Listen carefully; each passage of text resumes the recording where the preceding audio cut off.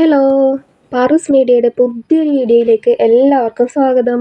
അപ്പോൾ ഇന്ന് ഞാൻ ഉണ്ടാക്കുന്നത് വെണ്ടക്ക വറവാണ്. അപ്പോൾ അതിന് വേണ്ടിയിട്ട് ഞാനൊരു 5 വെണ്ടക്ക എടുത്തിട്ടുണ്ട്. പിന്നെ ഒരു പകുതി സവാള എടുത്തിട്ടുണ്ട്, കറിവേപ്പില, പിന്നെ 2 പച്ചമുളക്, ഇത്രയും സാധനങ്ങൾ എടുത്തിട്ടുണ്ട്. അപ്പോൾ ഇനി ഇതെല്ലാം കൂടെ ഒന്ന് കട്ട് ചെയ്തെടുക്കണം. ഞാനിപ്പം വെണ്ടക്ക റൗണ്ടിലാണ് മുറിക്കാൻ പോകുന്നത്. അപ്പോൾ ഇത് എത്രത്തോളം കനം കുറച്ച് അരിയാൻ പറ്റുമോ അത്രത്തോളം കനം കുറച്ച് അരിഞ്ഞെടുക്കുക. സവാളയും കനം കുറച്ച് ചതുര കഷ്ണങ്ങളാക്കിയിട്ടാണ് മുറിച്ചിട്ടുള്ളത്. പിന്നെ ഇതൊന്നെല്ലാം കൂടെ ഒന്ന് യോജിപ്പിച്ചതിന് ശേഷം ഇതിലേക്ക് ആവശ്യമായിട്ടുള്ള പൊടികൾ ഇട്ട് കൊടുക്കുക. അപ്പോൾ ഫസ്റ്റ് കുറച്ച് മഞ്ഞൾപ്പൊടി ഇടുന്നുണ്ട്. ഇനി കുറച്ച് മുളക് പൊടി. അപ്പോൾ എരിവ് കുറച്ച് നല്ലോണം വേണമെന്നുണ്ടെങ്കിൽ കുറച്ചധികം തന്നെ മുളക് പൊടി ഇടുക. ഇനി പാകത്തിന് ഉപ്പ്. പിന്നെ ഇതെല്ലാം കൂടെ കൈ കൊണ്ട് നല്ലോണം ഒന്ന് മിക്സാക്കി എടുക്കുക. അപ്പോൾ കൈ വെച്ചിട്ട് തന്നെ ചെയ്യണം. അപ്പോൾ സ്പൂണിനെ കൊണ്ട് ചെയ്യുമ്പം എന്താ പറയുക, ഈ മസാലകൾ ഇതിലേക്ക് പിടിക്കൂല. ഇത് ഈ വെണ്ടക്കേൻ്റെ ആ ഒരു ജെല്ലുള്ളത് കൊണ്ട് ഈ പൊടികൾ വേറെ തന്നെ കട്ടക്കട്ടിയായിട്ട് നിൽക്കും. അപ്പോൾ കൈ കൊണ്ട് തന്നെ ഇത് ചെയ്യണം. അപ്പോൾ നമ്മളിത് വെണ്ടക്കയും ഇതെല്ലാം കൂടി നല്ലോണം മിക്സാക്കി എടുത്തിട്ടുണ്ട്. ഇനി ഇതെങ്ങനെയാണ് ഉണ്ടാക്കുന്നതെന്ന് നോക്കാം.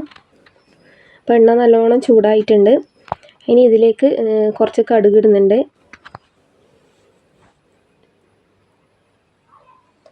അപ്പോൾ കടുക് പൊട്ടിയതിന് ശേഷം ഈ വെണ്ടക്ക ഇതിലോട്ട് ഇട്ട് കൊടുക്കാം.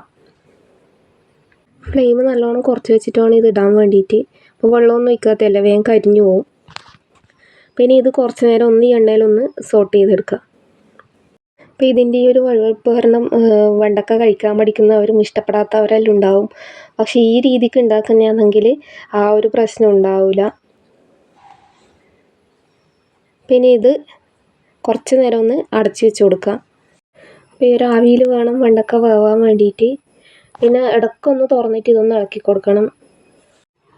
അപ്പോൾ അതേ വെണ്ടക്കയെല്ലാം നല്ലോണം വെന്തിട്ടുണ്ട്. ഇനി ഇതിലേക്ക് കുറച്ച് തേങ്ങ ഇട്ട് കൊടുക്കുക.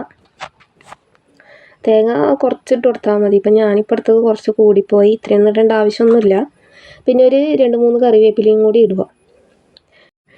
ഇനി ഈ തേങ്ങയും വെണ്ടക്കയും കൂടി നല്ലോണം ഒന്ന് ഇളക്കി യോജിപ്പിക്കണം.